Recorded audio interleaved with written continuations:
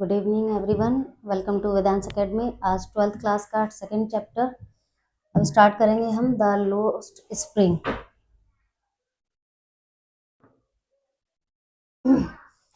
Flamingo prose से लिया गया है ये चैप्टर, ठीक है। तो चैप्टर के साथ स्टार्ट करेंगे लोस्ट स्प्रिंग। स्प्रिंग का मतलब जो है, स्प्रिंग के मतलब से ही आप समझ गए होंगे किसी सीजन की बात हो रही है, वसंत की बात हो रही है यहाँ पे।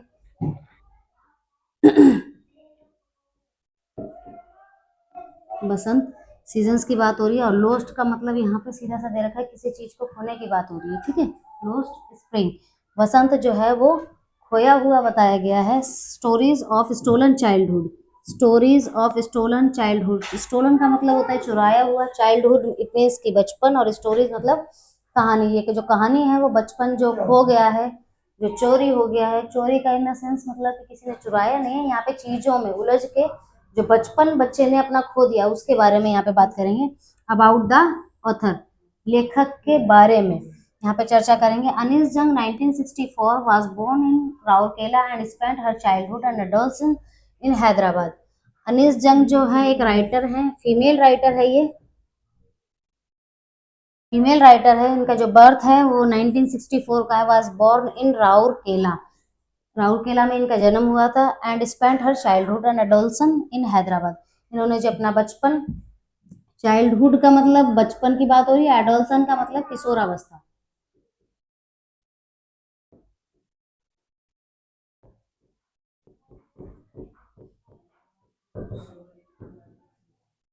चाइल्डहुड बचपन और एडल्सन किशोरावस्था मतलब दोनों ही समय इन्होंने जो है वो अपने हैदराबाद में बिताए थे। She received her education in Hyderabad and in the United states of America. उन्होंने जो अपनी शिक्षा, प्रारंभिक शिक्षा प्राप्त की थी वो कहाँ से, हैदराबाद और अमेरिका से फिनिश की थी। हर पेरेंट्स और बोथ राइटर्स, उनके जो माता पिता थे, बोथ का मतलब दोनों ही, माता और पिता जो दोनों ही थे वो एक लेखक रहे हैं, लेखक और लेखिका रहे हैं। Anees Jung began her career as a writer in India. और उन्होंने जो अपना करियर शुरू करा था, उन्होंने अपने जो जीवन का कार्य शुरू करा था, वो करियर कब उन्होंने शुरू किया था, लेखक के रूप में भारत में उन्होंने शुरू किया था। इंडिया से उन्होंने राइटिंग कहाँ शुरू कर दी थी। She has been editor and columnist of major newspaper in India and abroad. अब भारत के कई न्यूज़पेपरों में, भारत के कई अखबारों में, और इंडिया के कुछ अब्रॉड में, भारत में और बाहर दोनों ही जगह पे उनका जो कॉलमनिस्ट था, जो मतलब उनका कॉलम था अखबार में, एक बढ़िया से अखबार के संपादक के रूप में उनका वर्णन किया जाता है। And has authored several books, और काफी उन्होंने जो है वो किताबें यहाँ पे राइट की हुई हैं। The following is an expert exert from her book titled lost spring. और ये जो कहानी है, ये जो आपको लोस्ट स्प्रिंग के बारे में बताया जाएगा, वो उन्हीं की लिखी हुई एक किताब है, title lost spring stories of stolen childhood. इस किताब से ये एक चैप्टर लिया गया है जिसके बारे में आज हम बात करेंगे। Here she analyses the grinding poverty and traditions.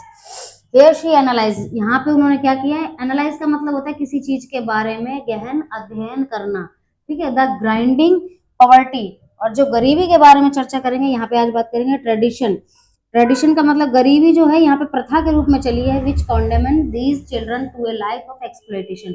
यहाँ पे जो गरीबी है इन बच्चों को अंधकार की तरफ धकेल रही है, जिसमें उनका पूरा जो बचपन है वो बसंत की तरह उनके जिंदगी से निकल गया। जैसे स्प्रिंग का कोई सीजन होता है, कुछ मंथ होते हैं, कुछ फिक्स टाइम होता है, जिसके बाद आपका आता है पतझड़। बसंत के बाद पतझड़ आता है, तो पतझड़ में सारी चीजें जो है उजड़ी उजड़ी सी लगती है। तो सेम हाल इन बच्चों का है कि इनका जो स्प्रिंग सीजन है वो निकल चुका है, ठीक है। नेक्स्ट है समटाइम्स। अब यहाँ से चैप्टर आपका स्टार्ट हो रहा है। Sometimes I find A rupee in garbage. Garbage का मतलब है कूड़े की बात हो रही है,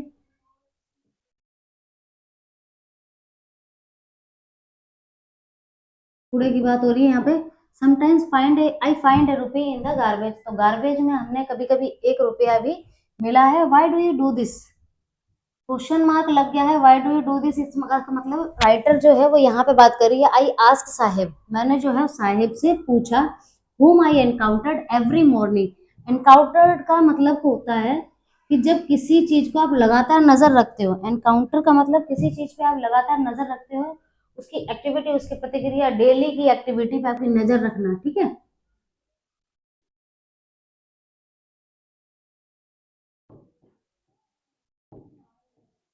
प्रतिक्रिया पर नजर, एवरी मॉर्निंग मतलब हर सुबह उसकी एक्टिविटी पर नजर रखते थे।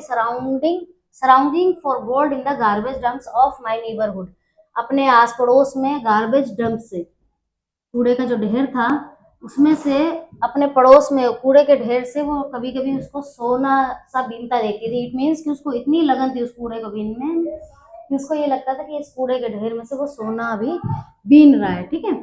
साहेब left his home long ago, Saheb जो था, साहेब के बारे में पूरी स्टोरी में बात हो रही। साहेब जो है एक बच्चा है, ठीक है।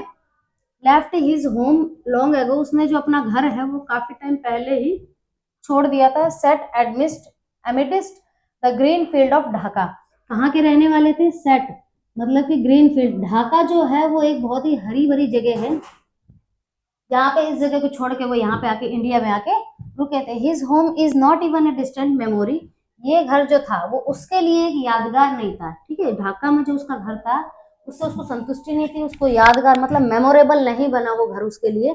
There were many storms that swept away their fields and homes, यहाँ पे काफी तरीके के तूफान आते थे, काफी तरीके की परेशानियां होती थी, जिसकी वजह से वो घर से निकल चले थे मैदान छोड़ के। हिज मदर टेल्स हिम, और ये सब चीजें उसको कौन बताता था? उसकी मदर जो है वो इन सब चीजों के बारे में उसको बताया करती थी। That's why they left looking for gold in the big city where he now lives, यही कारण था, दैट्स वाई यही कारण था, दे लेफ्ट ये वहां से चले आए, लुकिंग फॉर गोल्ड सोने की तलाश में, big city where he now lives, तो यहाँ पे क्या बता रहा है कि अब ये जो है इसी जगह पर यहाँ पे निस्तार, लिव्स का मतलब रहना, यहाँ पे वो रहने लगे हैं अब। किसकी तलाश में? सोने की तलाश में। सोना मतलब ओरिजिनल गोल्ड की बात नहीं हो रही, यहाँ पे जो गार्बेज डंप है वही उनके लिए गोल्ड का काम कर रहा है, जिससे उनकी आजीविका चल रही है, जिससे उनका लिविंग स्टैंडर्ड जो है वो चल रहेगा। ठीक है। I have nothing else to do, keep quiet, I have nothing else to do, he mutters, उसने आवाज दी कि आई हैव नथिंग एल्स, मतलब कि नथिंग एल्स का मतलब इसके अलावा कुछ भी नहीं। ठीक है।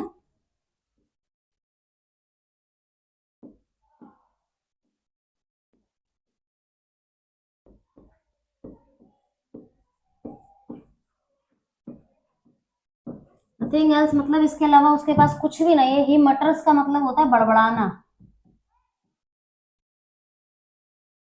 ही मटर्स लुकिंग अवे, इतना बोलते हुए वो धीरे से दूर की तरफ चला गया। Go to school, go to school, जब उसने बोला कि इसके अलावा कुछ नहीं है उसके पास करने के लिए, तो यहाँ पे गो टू स्कूल जो है वो उसने अनीस जंग ने बोला है। ठीक है, जो राइटर है, जो ऑथर है इसकी। गो टू स्कूल आई से ग्लिबली, मतलब इसने भी जो बात बोली, जैसे इसने बोला कि मेरे पास और कुछ करने के लिए नहीं है, तो इसने भी धीरे से जवाब दे दिया स्कूल जाओ। ग्लिबली का मतलब आराम से, उसने realising immediately now hollow the advice must sound, लेकिन जब भी उसने बोला ये, जैसे ही उसने ये शब्द बोला तो उसको भी ये आभास हो गया कि उसकी जो बात है, उसका जो सजेशन है वो भी उसको खाली दिखाई दे रहा है। ठीक है। There is no school in my neighbourhood, उसने बोला कि यहाँ पे कोई भी स्कूल जो है मेरे आस पड़ोस में नहीं है। वेन दे बुल्ड वन, यहाँ पे इसने मजाकिया तौर पे बोल दिया कि यहाँ पे कोई भी स्कूल मेरे आसपास नहीं है, लेकिन जब वो बना देगी, राइटर की बात कर रहा है कि जब वो बना देगी तो आई विल गो, मैं चला जाऊंगा। ठीक है। यहाँ पे उसने राइटर को चैलेंज करके एक तरीके से बात बोल दी अपनी। If I start A school you will come, if I start A school, यहाँ पे राइटर ऑथर जो है वो बात कर रही है। If I start A school will you come, क्या तुम आओगे?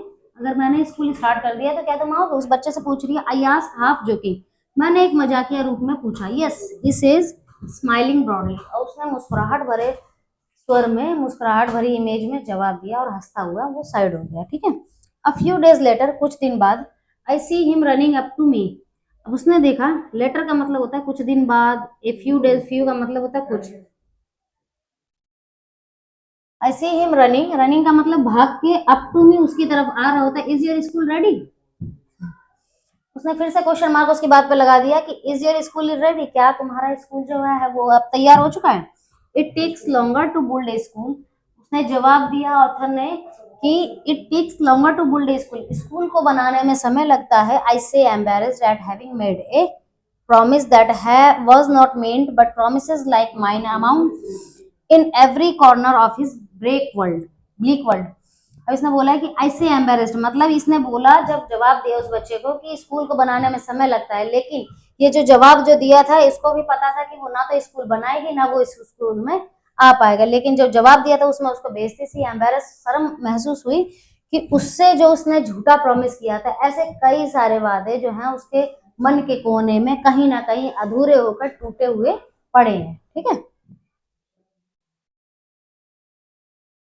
आफ्टर मंथ्स ऑफ नोविंग हिम, काफी महीने जानकारी होने के बाद बच्चे जब खेलते रहे, आस पड़ोस में घूमते रहे, तो ये क्या चीज थी कि उससे आई कांटेक्ट, उससे नेबरहुड, उससे पड़ोसी होने के नाते वो चीजें क्या थी, मिलती जुलती रही, कन्वर्सेशन होता रहा थोड़ा बहुत, ज्यादा नहीं।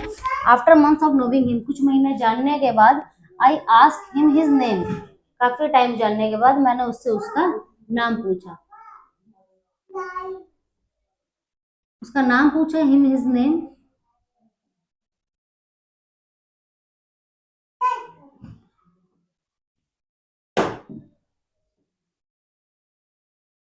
नेम पूछा साहेब आलम, उसका जो नाम था वो ये था, उसका नाम वेरी इंपॉर्टेंट है।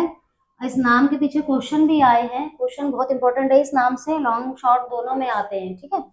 तो ही अनाउंसेस, उसने बताया कि Saheb Alam, he does not know what it means, उसको पता नहीं था कि इसका मतलब क्या होता है। If he new it's meaning, यदि वो इसका मतलब जानता भी, तो लॉर्ड ऑफ द यूनिवर्स, इस नाम का मतलब जो था वो लॉर्ड ऑफ द यूनिवर्स, मतलब कि पूरे ब्रह्मांड का भगवान।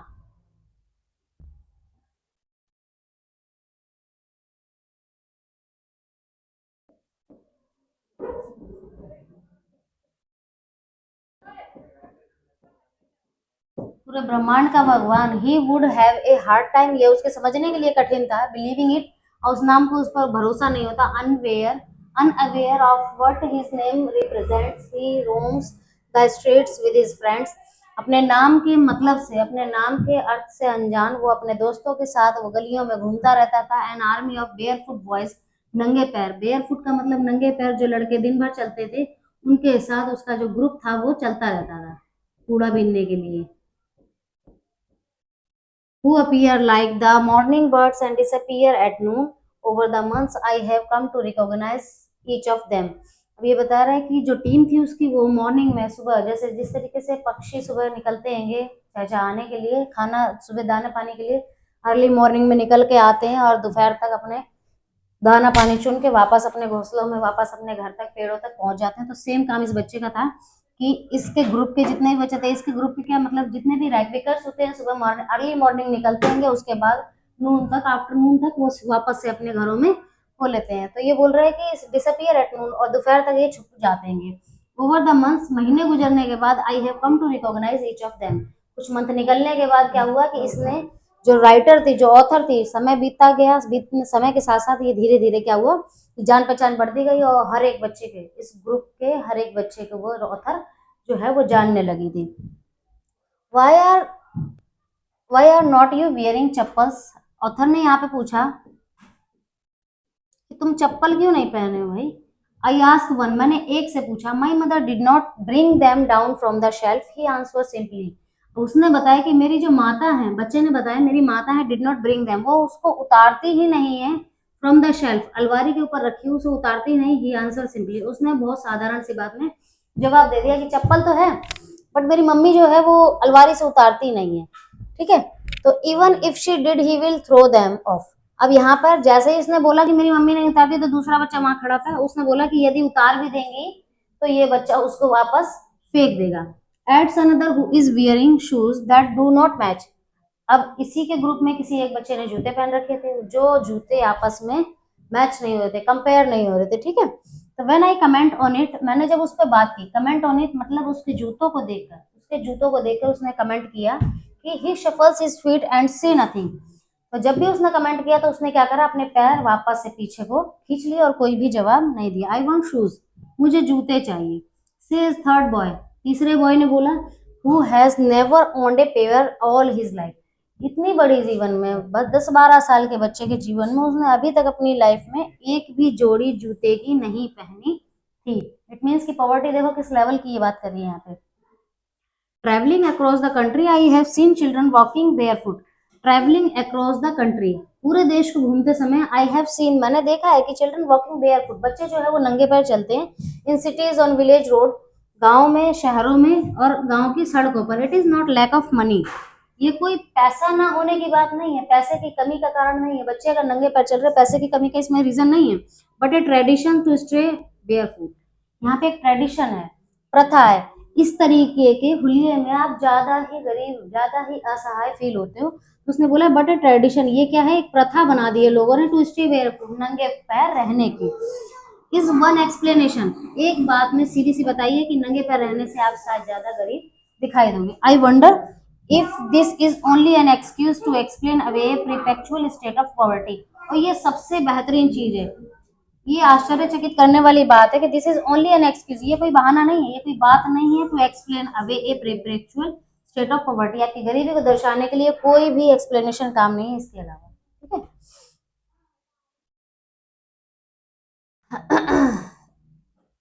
फोर्थ है poverty, I remember a story, a man from Udupi, गरीबी से याद आया उसको, ऑथर की बात हो रही है, गरीबी से उसको याद आया कि एक जो एक स्टोरी है, कहानी है उसके बचपन से लेके अब तक की, शायद उसको याद है। A man from Udupi, Udupi एक जगह है जहाँ पे एक आदमी की बात करिए, वंस टोल्ड मी, जिसने मुझे एक बार बोला था, एज ए यंग बॉय, उसको याद है एक जो बच्चा था, he would go to school past an old temple, पुराने मंदिर के पास स्कूल था, वहां पे वो स्कूल जाता था। वर his father was a priest, जब प्राइस्ट का मतलब पुजारी की बात हो रही है, ठीक है।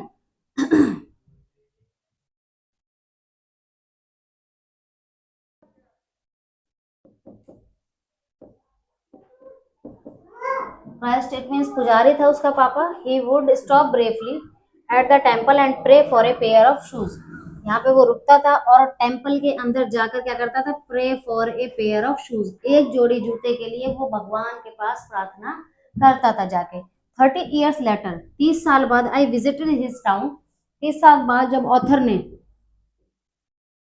ने वहां पे विजिट किया, वहां पे घूमने के लिए गई, which was now drowned in an air of desolation in the backyard, आंगन में जो है वो धार्मिक स्थल की तरह पूजा पाठ हो रही थी, were lived in a new Christ, जहां पर एक नया पुजारी था, there were red and white plastic chairs, लाल और सफेद कुर्सियां पड़ी हुई थी, a young boy dressed in a grey uniform, एक ग्रे कलर की ड्रेस में, यूनिफॉर्म में एक लड़का, वियरिंग शॉक्स एंड शूज, लड़का जूते और जुराबे पहने हुए था, arriving painting and through his school bag on A folding bag, उसने अपने आते ही अपने बैग को खाट पर फेंका। लुकिंग एट द बॉय, उस लड़के को देखकर, आई रिमेम्बर्ड द प्रेयर, उस लड़के को देखकर उसको वो प्रेयर याद आ गई, had made to the goddess when he had finally got a pair of shoes। अब उसको ये लग रहा है कि ये बच्चा जो जूते पहन के खड़ा है, तो उसको ये लग रहा है कि उसकी 30 years पहले की प्रार्थना जो थी वो अब स्वीकार हो गई, कि उसके बच्चे के रूप में जो है, जो पुजारी है उसके बच्चे के रूप में भगवान ने उसकी प्रार्थना स्वीकार करी है, ठीक है। Finally got a pair of shoes, let me never loss them, और वो इसको कभी भी खोना नहीं चाहेगा, वो इसको कभी भी खोना नहीं चाहेगा। The goddess had granted his prayer, जो भगवान थे उसने उसकी प्रार्थना स्वीकार कर ली। Young boy like the son of Christ, तो जो बच्चा था वो क्राइस्ट का बेटा था, जो पुजारी इस टाइम वर्क कर रहा था टेंपल पे उसका बेटा था। वॉर शूज, जिसने अब जूते पहने हुए थे, इट मीन्स कि इसको उसके फादर ने जब अपने लिए प्रेयर करी थी, वो शायद भगवान ने उसके बेटे के रूप में स्वीकार कर ली, उसका बेटा जूते और सॉक्स पहन रखा था, ठीक है। But many others like the ragpickers in my neighbourhood remain shoeless, लेकिन जो मेरी जानकारी में मैनी अदर्स, इसकी तरह जो आगे के रैक पिकर्स हैं जो हमारे आस पड़ोस में रहते हैं, रिमेन शूलेस, वो बिना ही जूतों के इसी तरीके से सरवाइव करते रहते हैं। My acquaintance with the barefoot rag pickers leads me to Seemapuri, a place on the periphery of Delhi yet miles away from it. Metamorphically, those who live here are squatters who came from Bangladesh back in 1971। ये बोल रहा है कि माई acquaintance मतलब कि लेखिका की जानकारी के अनुसार, with the barefoot rag pickers leads me to Seemapuri, और मोस्टली सीमापुरी में एक ऐसा एरिया है जहां पर बहुत ही घनी बस्ती है, छोटी छोटी झुग्गियां बनी हुई, तो इसका मतलब है कि जहां पे पॉपुलेशन ज्यादा होगी वहां पे ऑटोमेटिकली आपका काम जो है, काम तो बढ़ेगा, लेकिन वहां पॉपुलेशन ज्यादा होने के साथ साथ गरीबी भी वहां बढ़ी है। A place on the periphery of Delhi yet miles away, Delhi से कुछ दूरी पर है। Those who live here is squatters, squatters का मतलब होता है छोटी छोटी जगह में वहां पे रहते हैं लोग बाग, came from Bangladesh back in 1970। 1971 में जो भारत और बांग्लादेश का, ओ सॉरी, 1971 में बांग्लादेश का जो युद्ध हुआ था, जिस टाइम पे थोड़ा सा वहाँ पे परेशानियां चल रही थी 71 में, तो उस टाइम पे ये काफी लोग जो थे वहां से ट्रेवल करके इंडिया की तरफ आ गए थे, वहां से अपनी जगह जमीन छोड़ के। तो Saheb family is among them. Among them का मतलब होता है इन्हीं में से एक जो थी वो साहेब की यहाँ पे फैमिली थी, जो 1971 में यहाँ पे आके तब से कंटिन्यू यहीं पे सरवाइव करी थी। ठीक है। Seemapuri was then a wilderness, it still is but it is no longer. यहाँ पर स्थायी तो है बट ये ज्यादा लंबे समय तक नहीं है। Empty in structures of mud. Structures of mud मतलब मिट्टी की काफी सारे खांचे बने हुए हैं। विद रूफ ऑफ टिन, जो उनकी छतें बनी हुई हैं। हम्म, जो इनकी छतें बनी हुई हैं वो टिन की और तालपोलिन की त्रिपाल पड़े हुए। डिवॉइड ऑफ सीवेज, ड्रेनेज और रनिंग वाटर, पानी की निकासी का कोई भी साधन नहीं है, पानी के निकलने की कोई भी व्यवस्था नहीं है। Running water, leave 10,000 rag pickers. यहाँ पे 10,000 से भी ज्यादा जो हैं कूड़ा बीनने वाले रैक पिकर्स जो हैं वो परमानेंट यहाँ पे निवास करते हैं। ठीक है। They have lived here for more than 30 years. और यहाँ पे रहते उन्हें कब कितना टाइम हो गया? 30 साल। More than 30 years without any identity, मतलब किसी भी पहचान के बिना वो यहाँ पर क्या कर रहे हैं? रह रहे हैं। विदाउट परमिट्स, कोई भी परमिशन नहीं है। But with ration cards that get their names on voters, लेकिन उनके पास पहचान अपनी कोई नहीं, लेकिन उनके पास क्या है? With ration card. Ration card उनके बने हुए हैं। इट मीन्स कि उनके पास रहने के लिए अनाज जो है वो प्रॉपर मात्रा में मिल रहा है। Get their names on voters, और वोटर लिस्ट में उनका नाम जो है वो पहुंच गया। And enable them to buy grain, यही चीज है जो उनको अनाज की खरीदने के लिए जो है वो मदद करती है। Food is more important for survival than our identity. अब इन्होंने बोला है कि food is more important for than identity. खाना जो है, सही बात है, जीवन जीने के लिए सबसे पहले क्या जरूरी है? सरवाइव करने के लिए क्या जरूरी है? पहचान बाद में, पहले सबसे पहले क्या चाहिए? खाना चाहिए। इसका मतलब कि आपको खाना पहले चाहिए, अनाज बाद में। तो सबसे पहले इसने यही बात करी है कि if at the end of the day, यदि दिन के अंत में, we can feed our families. पूरा दिन आप रैकेपिंग करते हो, पूरा दिन आप कूड़ा बीनते हो, कुछ भी आप, anything you do in all day, आप कुछ भी काम करते हो पूरे दिन में, यदि शाम को आपकी फैमिली को आप अगर भरपेट भोजन नहीं खिला सकते तो आपके लिए सारा काम जो है वो व्यर्थ है, चाहे आप किसी भी फील्ड में काम करते हो। तो सेम इनके लिए कंडीशन थी कि if at the end of the day, यदि दिन की समाप्ति में, इट मीन्स नाइट की बात हो रही है, दिन की समाप्ति में, we can feed our families and go to bed without an aching stomach. यदि पेट में, खाली पेट मतलब कि भूख से पेट दर्द ना हो और पेट भर के आप खाना खा के अपने परिवार को खिला के अगर आप सोते हो, तो we would rather live here than in the fields that gave us no grain. तो आपके पास जमीन भोजन नहीं दे सकती, तब भी आप अपने पेट का जो है, अपने परिवार का, अपने पेट का जो है पोषण जो है वो इस तरीके से कर सकते हैं। से group of women in tattered saris, when I asked them, एक जो महिला थी गरीब जो दिखाई दे रही थी, उससे लेखिका ने पूछा है कि when I asked them why they left their beautiful land of green fields and rivers. उसने पूछा, राइटर ने, ऑथर ने, कि मतलब आपका जो ढाका है वो तो एक अच्छी जगह है, हरियाली है, नदियां हैं, पानी, हर तरह की अवेलेबिलिटी है, तो इस तरीके की सुंदर सी जमीन को छोड़कर आप यहाँ पे इंडिया में क्यों बसे हो आके? wherever they find food, they pitched their tents that become transit homes. Children grow up in them, becoming partners in survival.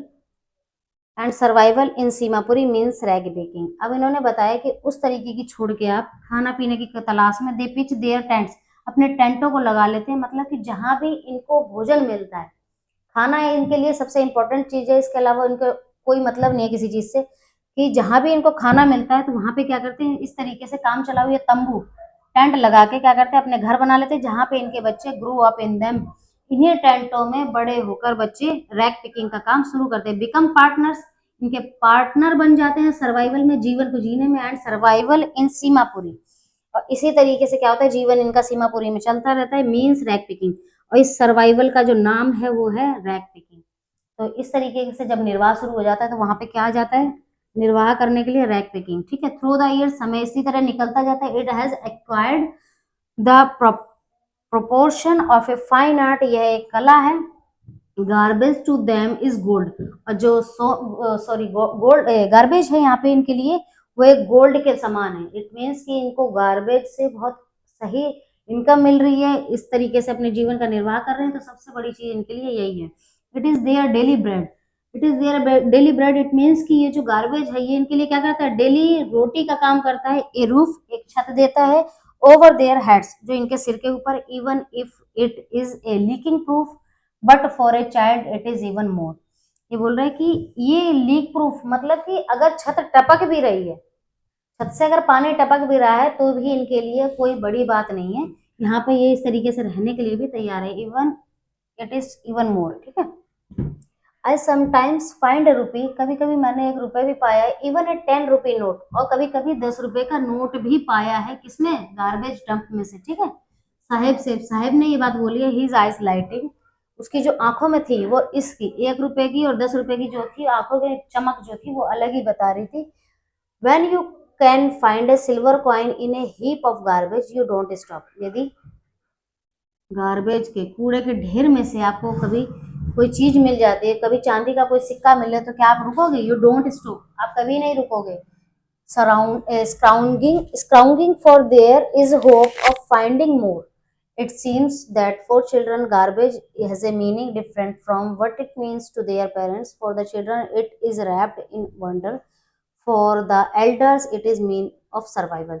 तो बच्चों के लिए तो ये एक नई खोज है। ठीक है। It seems that for children, ये जो बच्चे अब डेली, ये जो बच्चे दिख रहे हैं आपको इस तरीके से, जो अलग अलग फील्ड में, अलग अलग एरिया में इनका काम जो चलता हैगा, ठीक है, तो इन कूड़ों के ढेरों में कभी कभी उनको काम की चीजें मिल जाती हैं, कभी कभी अच्छी चीजें मिल जाती हैं, तो जिसकी वजह से इनके लिए तो डेली का एक नया अनुभव है। कोई नई चीज मिली, इनके लिए एक्साइटेड है, एक्साइटमेंट होगी अगले दिन काम करने के लिए। लेकिन garbage has a meaning different, अब गार्बेज का मतलब जो है वो एडल्ट के लिए अलग है और चिल्ड्रंस के लिए अलग है, क्योंकि इनके लिए तो नया एरिया, नई जगह और नया कूड़ा, ठीक है, इनके लिए ये मैटर करता है। बट लेकिन पेरेंट्स के लिए, what it means to their parents, for the children it is wrapped in wonder, इनके लिए आश्चर्यजनक है। For the elders it is a means of survival, लेकिन जो पेरेंट्स हैं, जो इनके गार्जियन हैं, वो क्या है, यहाँ पे सरवाइव कर रहे हैं, वो इस गार्बेज से अपने जीवन का निर्वाह कर रहे हैं अपनी फैमिली के साथ। One winter morning I see Saheb standing by the fence gate of the neighbourhood club. एक सुबह मैंने देखा, सर्दी की सुबह में, कि I see Saheb standing by the fenced gate of the neighbourhood club. तो आस घर के आसपास ही कोई क्लब होगा जहाँ पर तार खिंची होगी, फेंसिंग लगी होगी, ठीक है, तो उस फेंसिंग के साथ जो गेट लगा था, उस गेट के पास साहेब को उसने खड़ा देखा। ठीक है। Club watching two young man dressed in white playing tennis. अब वहां पे उसने देखा कि वहां पे 2 यंग मैन, 2 जो नौजवान थे, वो बढ़िया से व्हाइट कलर के ड्रेस पहन रखे थे, अब टेनिस वगैरह खेल रहे थे शायद, तो बढ़िया से ड्रेस पहन के और व्हाइट शूज पहन रखे थे, प्लेइंग टेनिस, टेनिस खेल रहे थे। आई लाइक द गेम, साहेब ने यहाँ पे बोला मुझे ये गेम पसंद है। ही हम्स, उसने धीरे से बोला, content to watch it standing behind the fence, car के पीछे खड़ा होकर वो ये बात बोल रहा था। I go inside when no one is around, मैं कभी कभी अंदर चला जाता हूँ। आई गो इनसाइड, मैं जाता हूँ, when no one is around, जब अंदर कोई भी नहीं होता। ही एडमिटेड, उसने अपनी बात को स्वीकारा कि जब कोई भी अंदर नहीं होता है तो मैं चुपचाप से अंदर चला जाता हूँ। The gatekeeper lets me use the swings, तो जो गेट कीपर है, जो चौकीदार है वहां का, वो कभी कभी मुझे वहां पे झूला झूलने देता है। तो वो इस बात से एक्साइटेड है कि मुझे ये गेम भी पसंद है और वहां पे जाने के लिए भी मुझे उस ग्राउंड में मिल जाता है, जिसकी वजह से उसको अच्छा लग रहा था वहां पे खड़ा होकर देखना। Saheb too is wearing tennis shoes, Saheb जो था वो पहले से ही टेनिस शूज वहां पे पहन कर खड़ा हुआ था।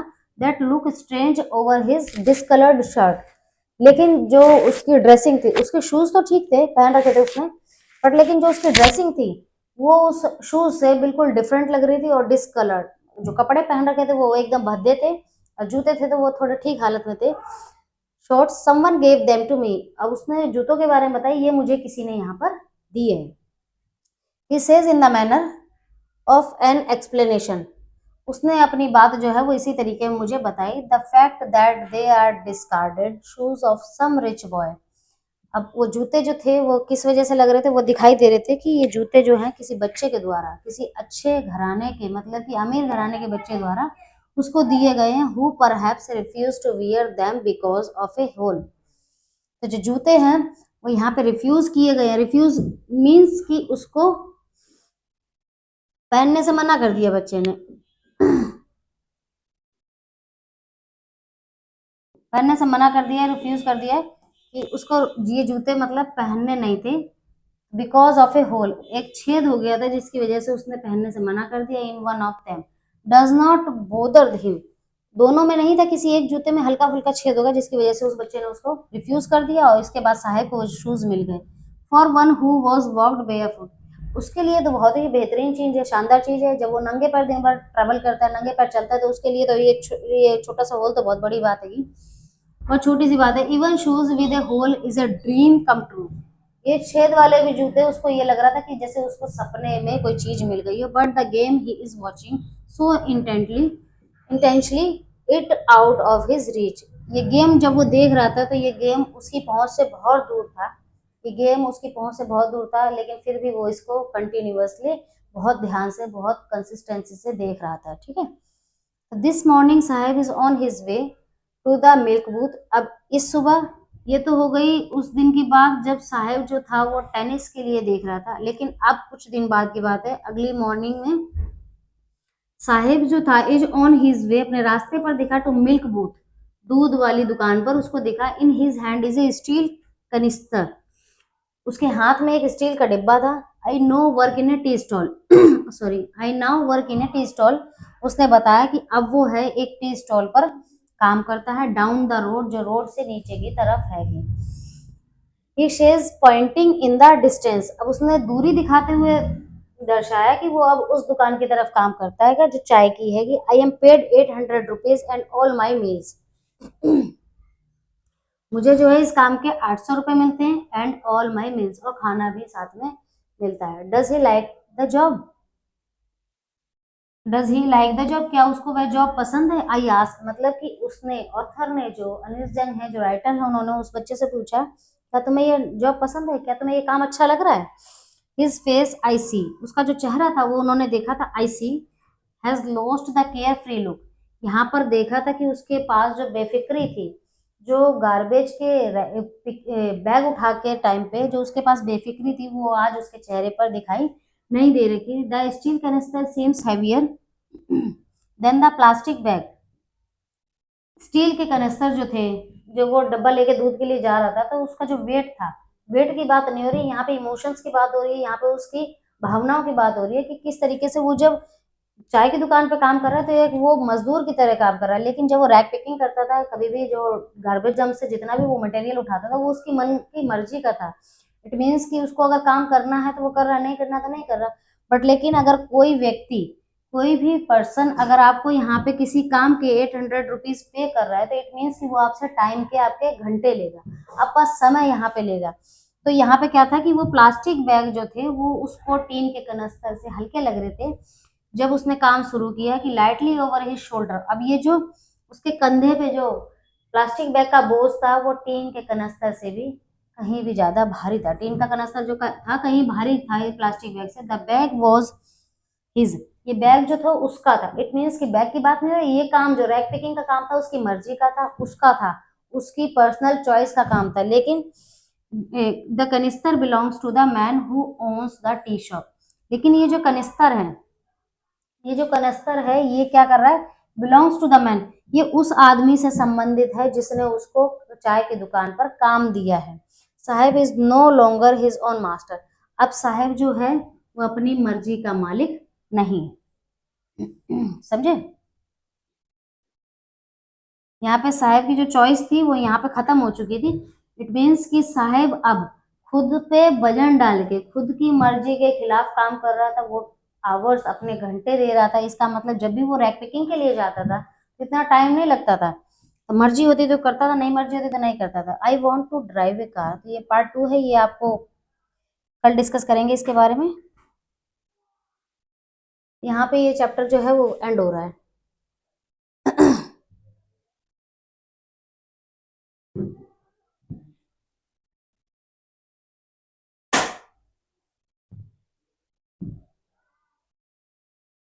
अगर वीडियो पसंद आई हो तो लाइक करें, चैनल को सब्सक्राइब करें और अपने जो जितने भी क्लासमेट हैं उनको शेयर करें। और बाकी की क्लास हम नेक्स्ट पार्ट में करेंगे, पार्ट 2 में। ठीक है, नेक्स्ट डे।